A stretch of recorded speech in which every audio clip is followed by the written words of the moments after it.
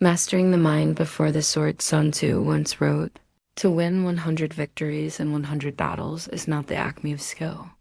To subdue the enemy without fighting is the acme of skill." This was not just clever wordplay, it was a revolution in how wars were fought. For Sun Tzu, psychological dominance was more valuable than brute force. If you are near, make the enemy think you are far. The point? Control your opponent's perception. Conquest began in the mind long before swords were drawn. His strategies weren't just about beating the enemy, but breaking their will to fight. Or in sports, when a fighter lures an opponent in with fake fatigue only to explode in the final round.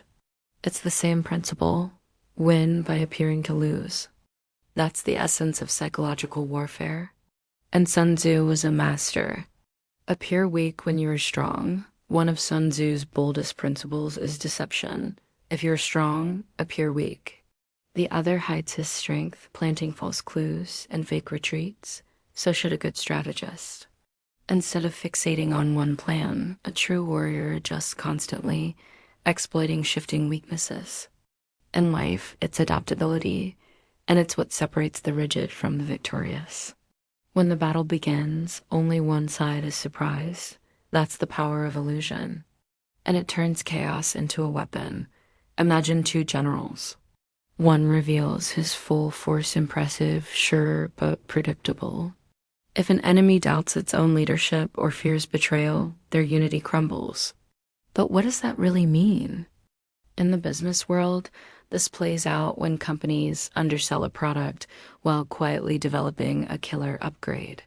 Divide the opposition and you multiply your own strength. Or spreading disinformation until panic causes collapse from within. Or isolating an opponent diplomatically until they back down. Every form of conflict, from boardrooms to battlefields, is shaped by this timeless rule: knowledge is power. Know yourself, know the enemy. Not every opportunity is worth taking. He will win who knows when to fight and when not to fight. Sun Tzu's most quoted line might be this: if you know the enemy and know yourself, you need not fear the result of 100 battles. Knowing yourself is more than confidence, it's clarity.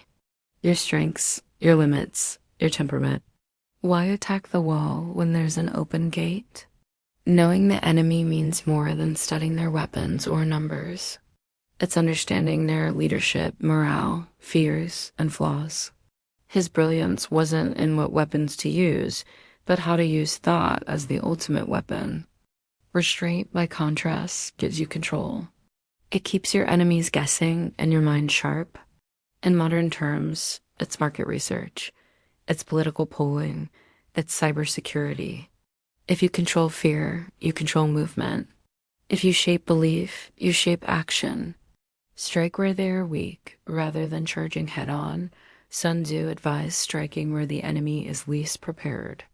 He believed in flexible tactics, fluid like water. Water adapts to its surroundings. It flows around obstacles. In chess, this is called positional play.